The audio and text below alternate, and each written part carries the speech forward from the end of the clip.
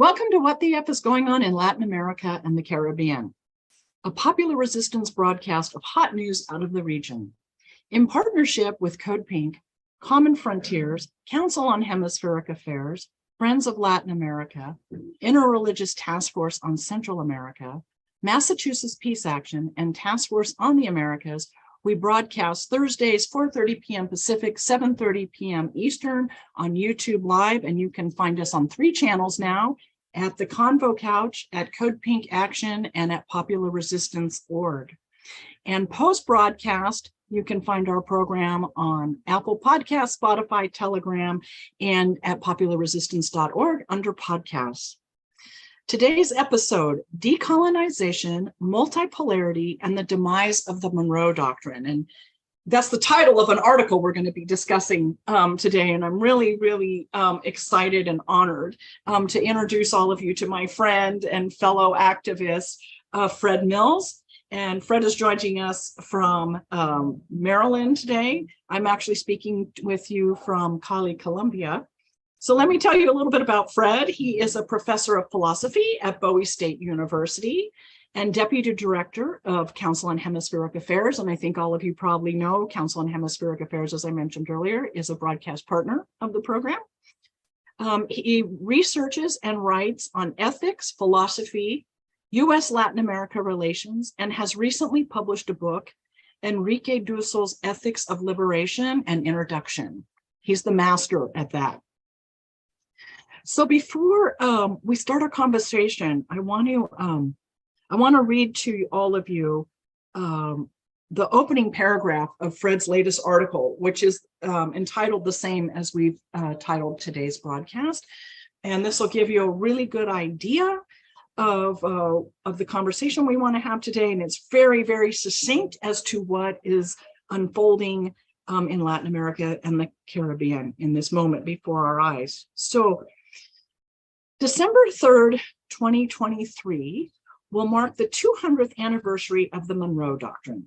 It will also mark its obsolescence in the face of popular resistance and the pink tide of progressive governments in Latin America that have been elected over the past 2.5 decades.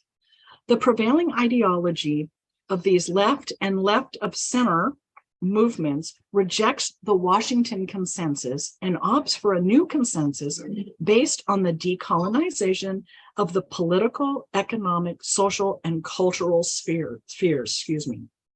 This consensus is accompanied by encounters and conferences that advance liberatory traditions developed since the 1960s, as well as those deeply rooted in indigenous cultures. It is Washington's failure to respect and adjust to this political and ideological process of transformation that precludes, at this time, a constructive and cooperative U.S. foreign policy towards the region. So that I'm going to share with all of you the link to the article because it's really very thorough in discussing this subject. And it's so timely, Fred, because we have just finished a 2-year process of, well, and with one more election in Argentina next year, 2 years of elections throughout Latin America and the Caribbean, starting with the return of the MAS in Bolivia in October of 2020. So let's talk about what is unfolding and how significant it is. I mean, before we went live, we were talking that it's really pretty much impossible to undo what is unfolding at this point. Yeah, first, thank you for inviting me. It's really a pleasure to dialogue with you on this important topic, and also to acknowledge the co-authorship of William Camacaro, with whom I've had a very productive dialogue on these issues. What we're witnessing, I believe, in this last few years of the election of left and left of center governments is an irreversible trend, not just in terms of pushback against neoliberalism and foreign domination, but on the positive side, a vision of the possibility of having a sovereign Americas, Latin America and the Caribbean, and of building post-neoliberal forms of economic and social life. The conquest was not just a conquest of people's bodies and land, but also an attempt to occupy their minds, to position Europe and later US, Europe as the leading edge of history with a divine mission to civilize Amerindia. And what we're seeing today is a tremendous pushback, not only in terms of trying to construct a post-neoliberal order, but in decolonizing the mind and culture, which is a precondition of making these advances. Well, it's really the conquest and using the Catholic Church, the empire of the church, to do the psychological warfare, as we would call it today, and really very profound. And to me, that's why it is so important that we see, and I would give Evo Morales and Bolivia in current history the accolades for this, the importance of uplifting, recognizing, listening to, and learning from indigenous people to undo all of that European conquest on every level, including living with the earth in a healthier manner. Yeah, I agree. We cannot say that this idea of decolonization started recently. So it has its precursors in Tupac Amaru indigenous uprisings, later the Bolivarian cause. And so what we saw, as you mentioned, in Bolivia was really a fascist coup. And it had obvious elements of white supremacy with the humiliation of indigenous peoples. The image of pouring paint, forcing an indigenous woman to kneel in the street and pouring paint on her, bringing this huge Bible, a picture of the so-called President Janine Áñez, bringing the huge Bible in, and really there was a great threat to this plurinational state, a state that recognizes and even cultivates this plurality of nationalities. And yet the resistance for 1 year was fierce and relentless, led by indigenous peoples and the political organization, the MAS, the Movement Towards Socialism. And within that year, they were able to recuperate their democracy. And so if indigenous movements were invisible to some in the North, it's impossible for them to be invisible today. Well, let's talk a little bit about, and our audience knows this is a recurring theme, but it's so important, how it was possible, because the MAS is such a perfect example of how it was possible to have an elected government overturned in a coup and then return to power within a year. That's significant. And that has to do with the MAS, their social, as a social movement, as a political movement, political formation, community organize, all of that was paramount to returning to power. So how did the coup happen in the first place? We had an extreme partisan as Secretary General of the OAS, and unfortunately he's still there, Luis Almagro. And really, he and his electoral commission instigated doubts about the legitimacy of the election. And there's empirical evidence by prestigious organizations, CEPR, MIT, that went over these election results and did not find any serious irregularities. And yet this intervention of Luis Almagro and his electoral commission actually, I think, evoked in the extreme right in Bolivia the specter that they can now seize power. And lo and behold, they were able to do this temporarily by force. and temporarily only because there was a nationwide movement, community by community, that was organized, I would also argue, the political formation within the mosque, because you're consistently developing new candidates to run for electoral office, and then you're able to take power through constitutional means, through electoral means, versus anything more violent. And that's really playing out across the Americas right now. I'm speaking to you from Colombia today, and the social movements are going to be a big factor in how much power the new government here in Colombia actually has. Just because you're in power doesn't mean you have power. And there's going to need to be a lot of organization and support from the communities up, showing the newly elected president and vice president they support him in what they want. But it's also a message to the opposition, when the opposition sees what the people want as well. Yeah, it can't be ignored.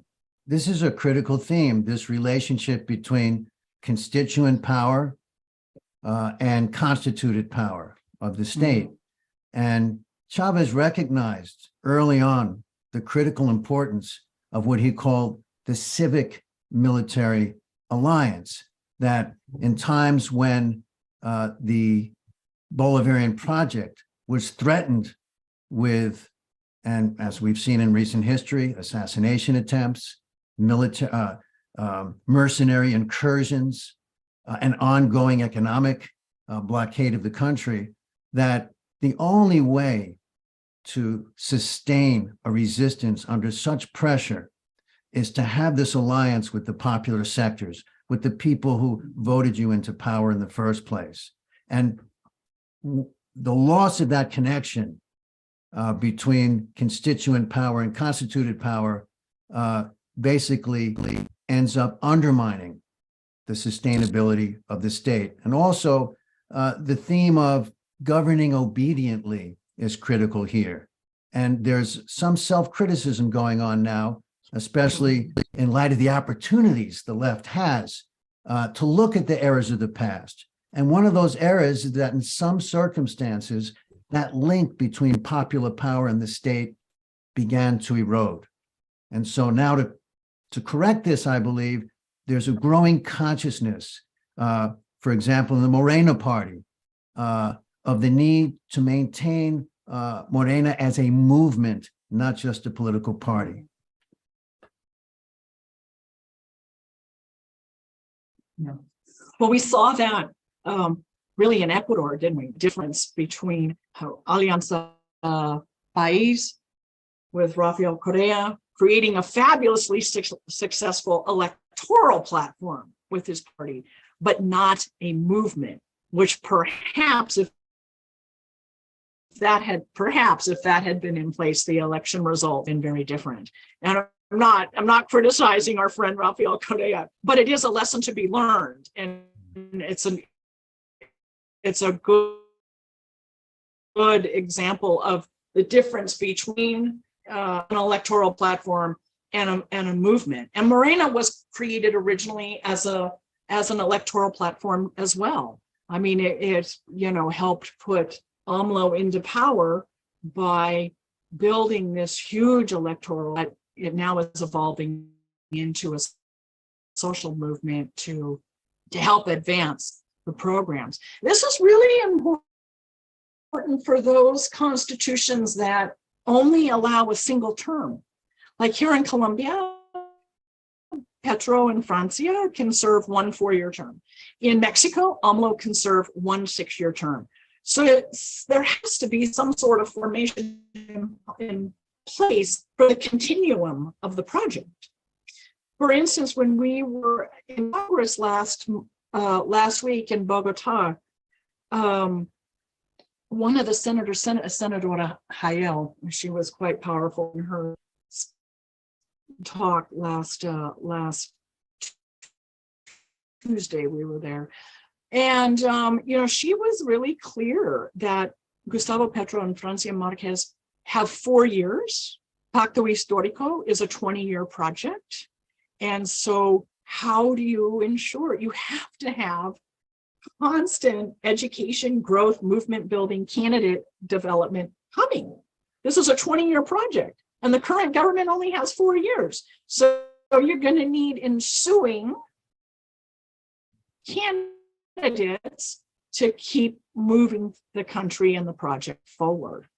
And that's where I think it's not, I think we talked about this offline, where this is a project throughout the Americas in different ways, in different countries. It's the genie cannot be put back in the bottle. This has emerged, this desire for the national sovereignty, natural resource sovereignty, and governments that have economic programs for the majority of the citizens. That's where Latin America and the Caribbean is in this moment. Yeah, this is, and that can't be undone, I don't believe. Yeah, if we look at recent gatherings of regional associations, CELAC, ALBA, the Pueblo Group, Avyayala Soberana, we see a common theme, and it's the recognition. And part of this recognition, I think, is informed by all of this consciousness and study of and criticism of modernity, of the idea of some divine right that Europeans in the US has to dominate the cultures and economies. No, this is a thing now of the past. It's over. And that's why Monroeism is doomed. So there's this consciousness of a new opportunity to advance the cause of sovereignty. But one of the conditions is multipolarity. And this is why we stress in the article that only in a multipolar world can the Latin American and the Caribbean avoid domination by any one superpower. And by diversifying their trade relationships, they also benefit from the economic and even cultural relationships that they can develop with a variety of nations. So these are legs of the same stool: sovereignty, integration, and multipolarity.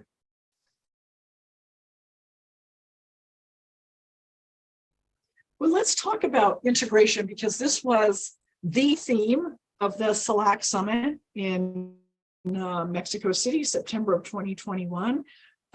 After a 4-year pause, the president of Mexico reconvened CELAC. It was very, very significant.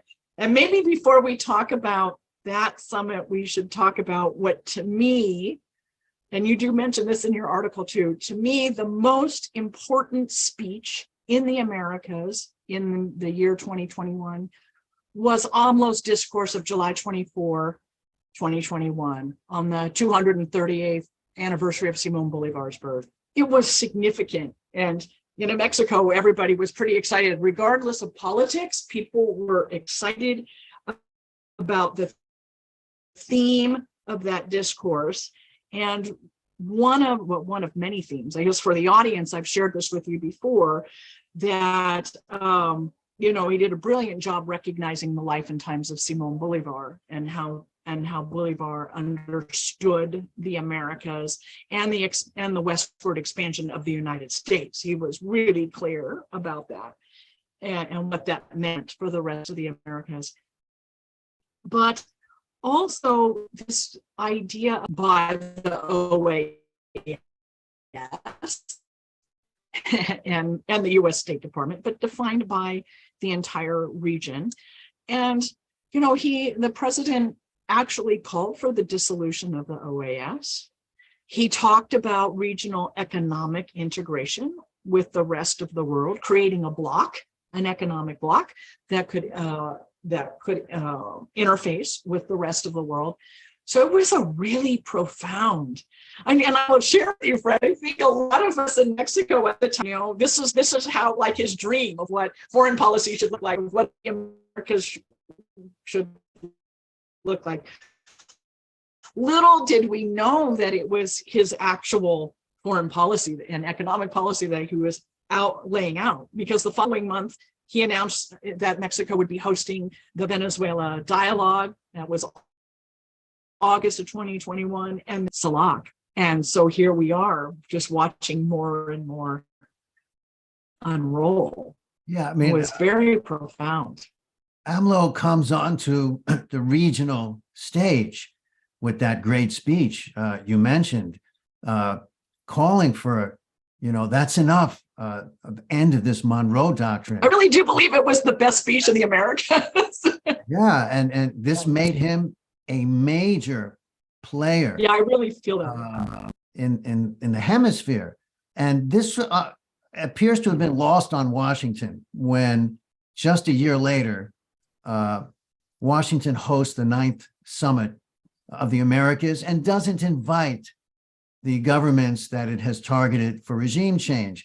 And this inspired, I think, those two alternative summits, one, the People's Summit in Los Angeles and the Workers' Summit in Tijuana. And just 5 months after that summit, the Puebla Group met. And the Puebla Group consists of visionaries, former presidents, and other leaders in Latin America. And they met and came up with a declaration that really, I think, set some of the themes for the regional agenda.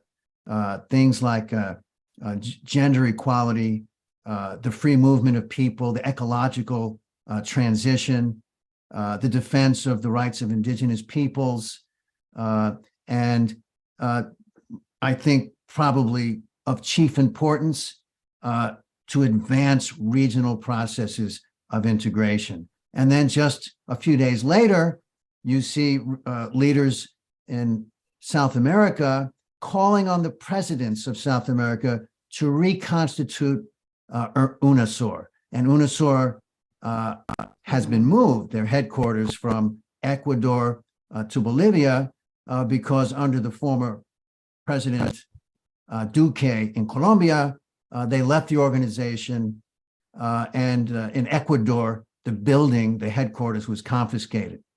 So we see all of these meetings, and we have to mention Sovereign Abya movement, indigenous organizations from 16 different countries met in just last week, 2 weeks ago. And again, made similar declarations, but included the idea of plurinationality as one of their guiding principles. So I agree with you that this speech of AMLO opened up a space and inspired, I think, it reinvigorated the movement toward sovereignty and integration.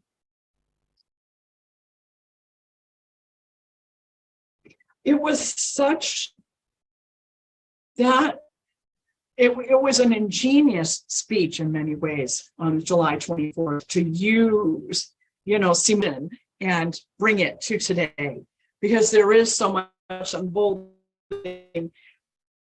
Let's talk about the SELAC Summit for a moment. This was September of 2021 in Mexico City. And I'd like to talk about that because to me it was,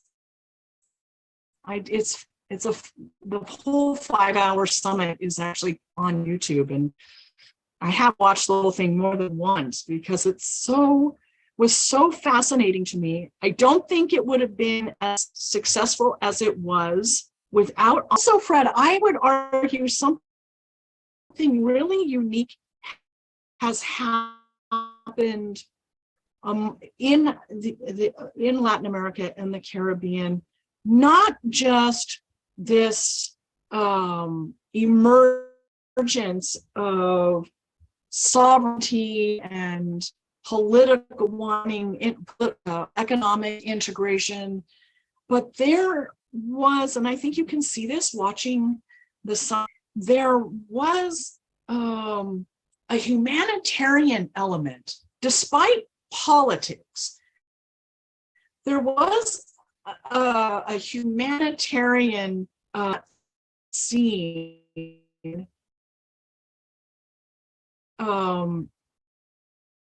unifying the Americas ever in my lifetime. And I think that was a direct result of the global North, specifically the United States, not assisting Latin America and the Caribbean during the pandemic.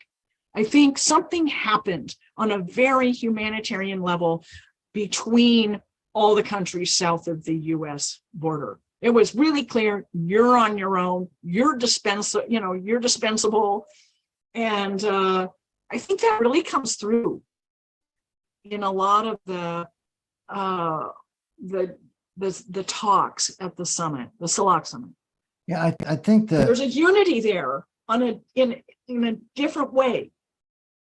I agree. I think the I'm sorry, pandemic, the pandemic revealed the utter inhumanity of the sanctions. Yeah. But these are, the word sanctions is a euphemism. These are illegal, unilateral, coercive measures. And the sanctions killed campaign, the last two reports of the United Nations on sanctions against countries, not only in Latin America, but beyond, demonstrate without a doubt that sanctions kill. They cause hardship for hundreds of thousands of people, and they've caused tens of thousands of deaths just in Venezuela alone. And to continue this during a pandemic, really, I opened the eyes of doubters about the intentions of U.S. policy vis-a-vis Latin America. Because if you really cared about freedom and democracy, one of the first things you want to do is defend human life. So yes, the values of defending human life. All human life. All human life. Yeah. Not just the white Christian people from Europe. I'm sorry, I had to say that. No, that's really what it's what it's been like in this hemisphere for the last 500 years. Yeah, that's been the dominant. Let's talk a little bit about, oh gosh, I've got tons of things I want to ask you. So let me pick a few here that, so coming out of the CELAC summit, there was a real, an agreement on the need for economic integration. And even Guillermo Lasso of Ecuador, the right-wing president, said overtly that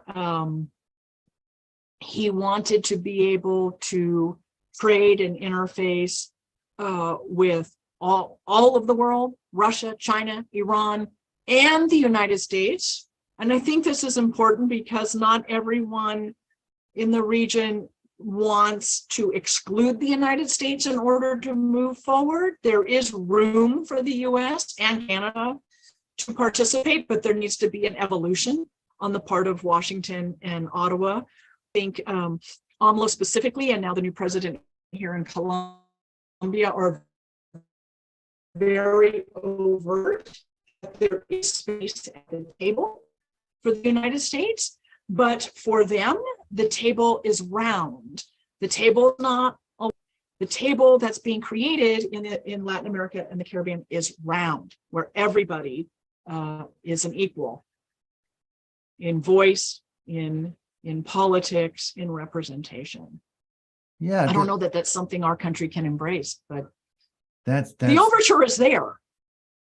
The overture is always there, even from the countries that are targeted for, quote, on regime change. Yeah.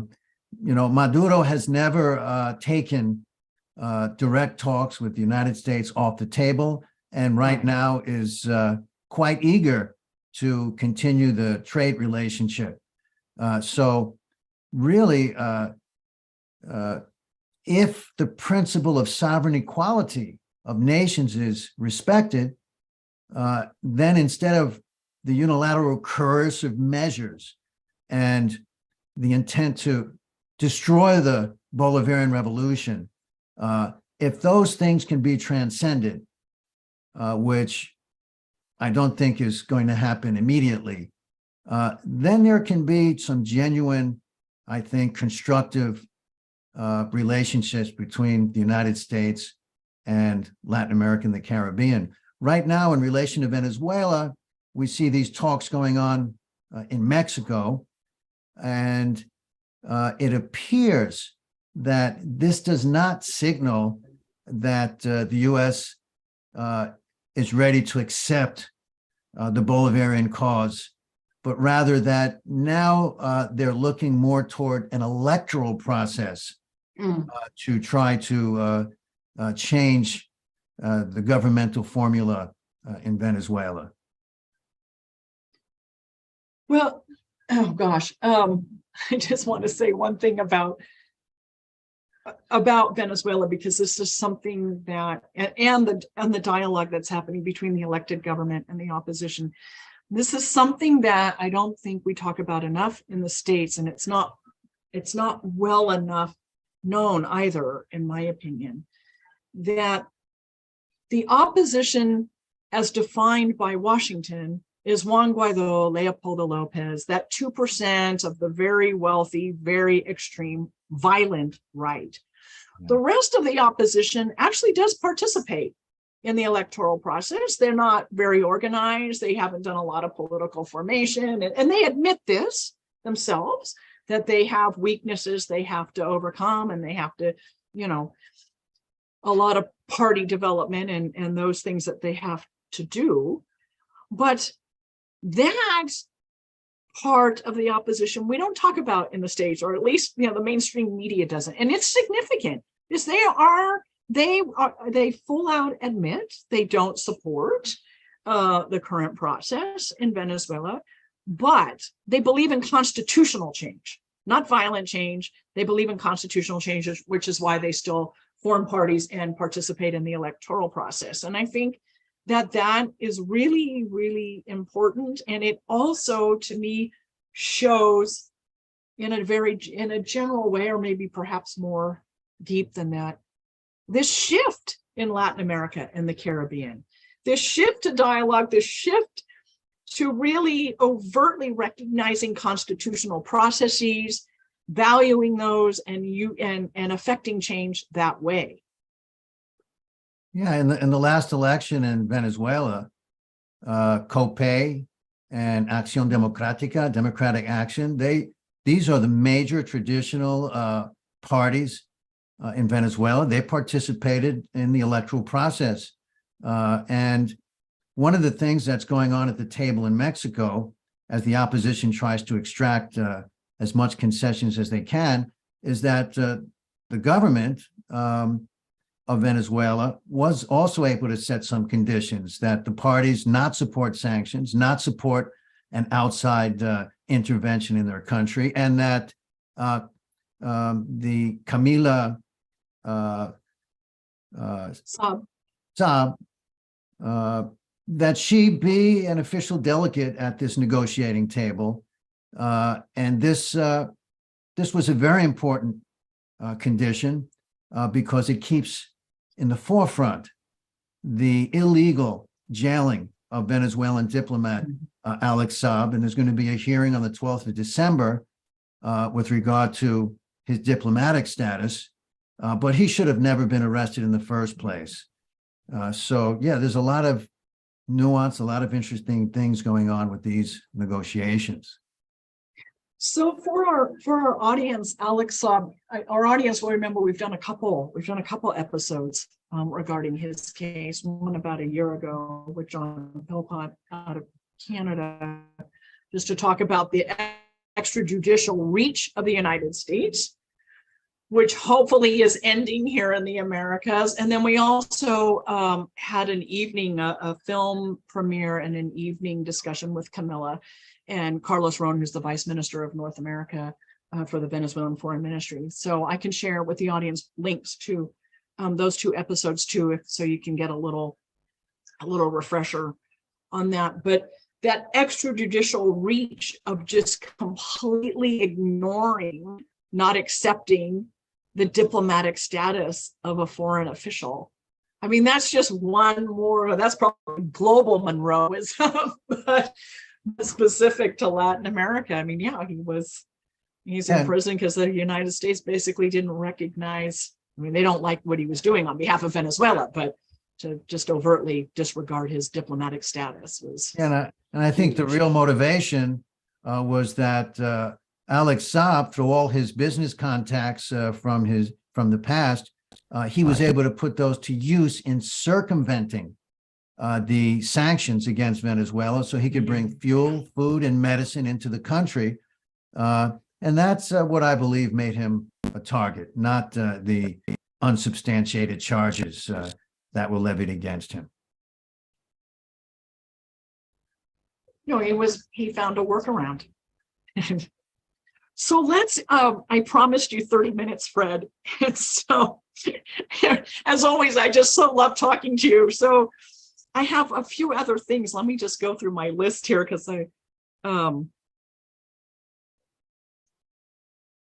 what do you, I guess in closing, let's talk about I guess maybe the failure of the Summit of the Americas and how, I think to me at least, how that's like really showed this crumbling, this decay of the OAS, of US dominance of the region. And of course, so much of that had to do with AMLO's announcement on May 10 that he wasn't going to go to Los Angeles because Venezuela, Cuba, and Nicaragua weren't invited. He did send his foreign minister, but he did not go on it. He didn't send Mexico on equal diplomatic status. It wasn't president to president that, and I give him a lot of credit for saying that. And you could really see because other presidents followed suit. And there's a real crumbling that we're witnessing now. I wouldn't even say dismantling. It's really kind of just crumbling. Yes. You know, William Camacaro and I looked back at the failures in U.S. policy, even to achieve their own objectives. They put together the Lima Group. Washington put together the Lima Group, this coalition of right-wing governments in 2017. Well, that coalition no longer exists. Its presidents were either removed for corruption or voted out of office. And even the headquarters of the Lima Group itself, Pedro Castillo was elected and said, hey, this thing doesn't exist anymore, okay? His foreign minister said, you know, this thing doesn't exist anymore. And all the attempts, everything in the book of regime change used against Venezuela, they've all failed. And now the Secretary General, who had a significant leverage in the past when he had these right-wing governments to back him, he's now on the defensive with charges of improprieties in his own behavior as Secretary General. And so we see on all different fronts the failure of U.S. policy to recognize that the Bolivarian cause of regional independence and integration is irreversible. And we already live in a multipolar world. It's not that we're striving to attain it. And so the failure to adjust to these facts on the ground basically undermines the very purpose that the U.S. has in trying to retain some influence. At the very moment that the U.S. was ramping up its attack on Cuba, the president of Cuba, Diaz-Canel, went on a trip to Turkey and to China and to Russia, Algeria, fortifying those relationships and hammering out some economic accords. And so it actually, you know, the attempt to bring about regime change in different countries and to redominate and assert its head, it's just not working. And so it's time to change course, but it would take a very radically new posture of Washington toward Latin America. Yeah, no, I agree. And I'm not sure that's possible in this particular moment. I think it's inevitable if the US is going to survive, but I'm not sure that in this moment we're going to see it happen. I hope in my lifetime I do. But there's options now. There's this whole other world that has emerged, specifically economic powers that have emerged. And you know, you can't put Jack back in the box. That's a terrible but I mean, really, you can't. These countries have emerged. They are not going to be put back down. And that's the new reality, as you said. We already live in a multipolar world. And we should say that it's not just left and left of center governments that are champions of multipolarity. it's across the political spectrum. Yeah. All of CELAC participated in the China CELAC forum. It's not just the progressive governments. So for Right. sure, this, as you said, the genie is out and is not going to be put back. Yeah. And it's very exciting. It's a little dangerous too, precariously, in some parts of the world, but it's really exciting what has emerged and what is growing. So thank you, Fred. I'm just so thankful for your time. Always so wonderful to see you and talk with you. And I should just remind our audience, you've been watching What the F is Going On in Latin America and the Caribbean. We're a popular resistance broadcast. You can find us on YouTube live, 7:30 p.m. Eastern every Thursday. And those YouTube channels are the Convo Couch, Code Pink Action, and Popular Resistance Org. And be sure to catch us next Thursday. Thanks again, Fred. Thanks for inviting me, Terry.